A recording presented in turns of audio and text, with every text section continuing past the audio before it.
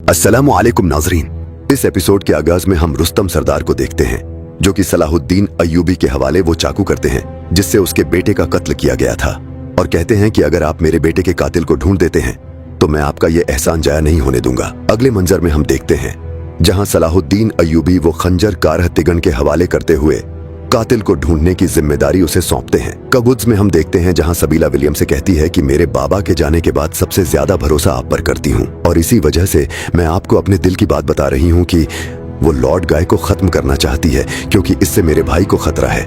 जिस पर विलियम कहता है कि मैं खुद भी यही चाहता हूं। अबीलिन में हम देखते हैं जहां बालीन लॉर्ड जोडास से कहता है कि उन्हें कईले की फौज के साथ साथ शूरवीरों को भी लाना होगा। लॉर्ड जोडास कहता है कि अगर हमने ऐसा किया तो सलाहुद्दीन को मौका मिल जाएगा और वो अबीलिन पर हमला कर देगा। उसी लम्हे मारिया खातून आकर ये खबर देती है कि अब मैला खातून भी हमारे साथ है। वो लोग ये फैसला करते हैं कि हम मैला खातून की फौज का इस्तेमाल करेंगे और जोडास बालीन से कहता है कि जाती लियोन की बजाय शूरवीरों को हमें अबीलिन लाना चाहिए। दूसरी जानिब हम जंगल में देखते हैं जहां कारह तिगन अलबीज से कहता है कि खंजर छोड़ जाने वाला शख्स अपने साथ खंजर को ले भी जा सकता था ताकि हमारे पास कोई सबूत न बचे। या तो वो शख्स पागल है या कुदरत के इंसाफ पर यकीन रखता है। अबीलिन में एक सिपाही खबर देता है कि सलाहुद्दीन ने रुस्तम सरदार के बेटे के कातिल की तलाश शुरू कर दी है, जिस पर लॉर्ड जोडास शहर के बाहर छिपे हुए सिपाहियों को सामने लाने का कहता है।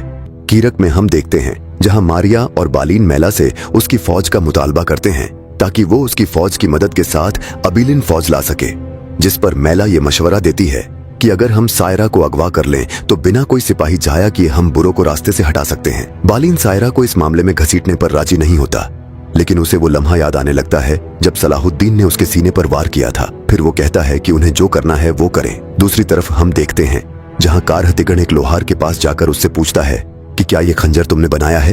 वो कहता है कि हाँ, ये खंजर मैंने बनाया है, लेकिन ये खंजर जिसका है उसे मैं ढूंढ नहीं सकता। लेकिन वो रोज जोहर की नमाज के बाद कच्चे रास्ते से गायब हो जाता है। यहाँ हम अबीलिन में देखते हैं जहाँ इलियास माइल्जर से कहता है कि उन्हें अब किसी बड़े कारोबार की जरूरत है। इसी लम्हे एक सिपाही आकर उन्हें खबर देता है कि लॉर्ड जोडास ने कारोबार के सिलसिले में तुम दोनों को याद किया है।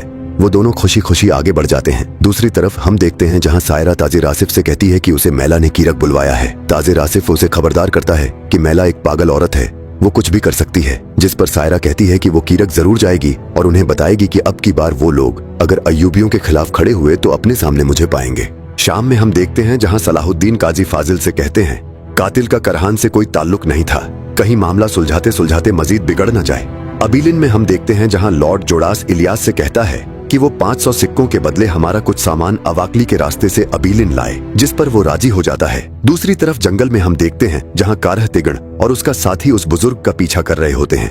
अचानक वो बुजुर्ग गायब हो जाता है और फिर अचानक से वो उनके सामने नुमूदार होता है। ये देखकर दोनों खौफजदा हो जाते हैं, लेकिन फिर भी वो उसका पीछा नहीं छोड़ते। आगे बढ़ते हुए वो दोनों एक दलदल में फंस जाते हैं। इसी दौरान वो बुजुर्ग उनके पीछे आकर करहान के कत्ल का एतराफ करता है और दोनों को दलदल से निकालकर अपने पीछे आने का कहता है। कहुत्स में हम देखते हैं जहां सबीला हड़बड़ाते हुए विलियम के पास आकर उसे बताती है कि लॉर्ड गाय बाहर है और उसे मारने का ये अच्छा मौका है। जंगल में हम देखते हैं जहां सायरा कीरक की तरफ जा रही होती है कि लॉर्ड गाय उसका रास्ता रोक लेता है। दोनों अतराफ की तलवारें बेनियाब होती हैं। शाम का मंजर हम देखते हैं जहां सुल्तान के पास कारह तिगीन आता है। उसके गंदे जूते देखकर सुल्तान पूछते हैं कि वो कहां से आ रहा है।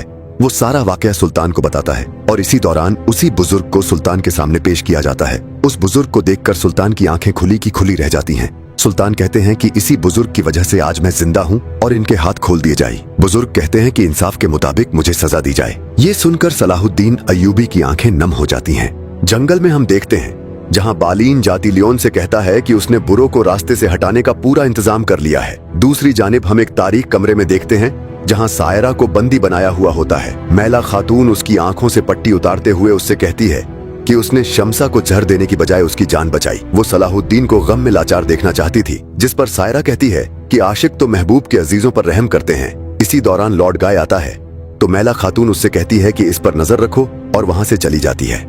बाहर विलियम एक सिपाही से कहता है कि बहुत जल्द यहाँ पर बुरो आएगा और इसी मौके का फायदा उठाकर हम लॉर्ड गाय से बदला लेंगे। अवाकली कबीले का मंजर हम देखते हैं जहां सुल्तान उसी बुजुर्ग के साथ वहां पहुंचते हैं। अपने बेटे के कातिल को देखकर रुस्तम सरदार उनकी तरफ बढ़ने लगते हैं, लेकिन सुल्तान उन्हें रोक लेते हैं। फांसी घाट पर चढ़ने से पहले सुल्तान उन्हें अल्लाह का वास्ता देते हैं कि वो कुछ तो बोले, जिस पर वो बुजुर्ग कहते हैं कि सुल्तान जो कुछ भी कर रहे हैं वो सिर्फ और सिर्फ कोद्स के लिए कर रहे हैं। उन बुजुर्ग के गले में फांसी का फंदा डाला जाता है। सुल्तान उन तमाम वाकयात को याद करने लगते हैं जो लम्हात उन्होंने उन बुजुर्ग के साथ गुजारे थे। सुल्तान की आंखें नम हो जाती हैं और वो रोने लगते हैं। इसी दौरान बुजुर्ग को फांसी दे दी जाती है। जंगल में हम देखते हैं जहां इलियास घोड़ा गाड़ी पर सामान लाद कर जा रहा होता है कि तभी वो जंगी सरहद पर पहुंचती है तो वहां उसकी जान पहचान का जंगी सिपाही उसे मिलता है और वो बिना जांच पड़ताल के उसे जाने देता है। लेकिन इलियास और माइल्स सलीबी सिपाहियों के चेहरों को देखकर शक में पड़ जाते हैं कि कुछ गड़बड़ तो जरूर है और उन्हें इस बात का यकीन हो जाता है कि सामान में कपड़ों की बजाय कुछ और है। उधर हम देखते हैं जहां लॉर्ड जोड़ास इलियास का मुंतजिर होता है। वहां उसे एक सिपाही खबर देता है कि सलाहुद्दीन अवाकली में कातिल के साथ पहुंच चुके हैं। जोड़ास कहता है कि बहुत जल्द इलियास का लाया हुआ बारूद वो इस पुल के नीचे रखकर सलाहुद्दीन का यहाँ मकबरा बना देगा। यहाँ हम देखते हैं जहाँ सलीबी सिपाही बीच रास्ते में इलियास और उसके साथी को उतारकर सोने की थैली देकर चले जाते हैं। दूसरी जानिब जंगल में हम देखते हैं जहाँ बुरो को लॉर्ड गाय की जानिब से एक थैला मिलता है जिसमें सायरा खातून की चादर होती है। सायरा खातून की चादर को देखकर बुरो कसम खाता है कि अगर सायरा को छूने वाले हाथों को काट न डाला तो वो अय्यूब का बेटा नहीं।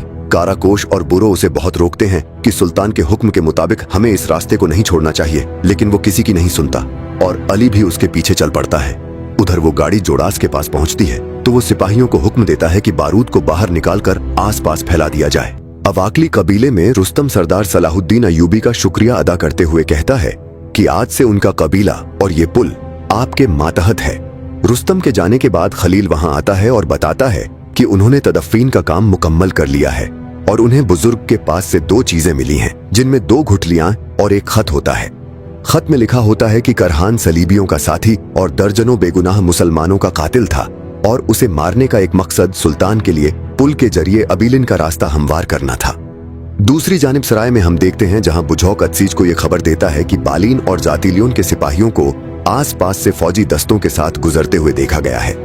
वो सब उन्हें रोकने का मंसूबा तरतीब देते हैं। जंगल में जातिलियोन बालीन से कहता है कि तुम्हारा मंसूबा नाकाम रहा है।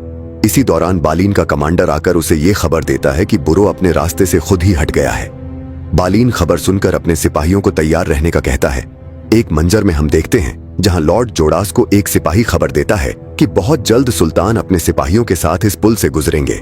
जोड़ास के तमाम सिपाही जलते हुए तीरों के साथ सुल्तान का इंतजार कर रहे होते हैं। इसी दौरान सुल्तान वहां पहुंचते हैं। जोड़ास खुश होते हुए अपने सिपाहियों को इशारा देता है। तीर कमानों से निकलने से पहले ही सुल्तान के इशारे पर उसके तमाम सिपाहियों को मार दिया जाता है और जंगी सिपाही जोड़ास के पीछे भागते हैं।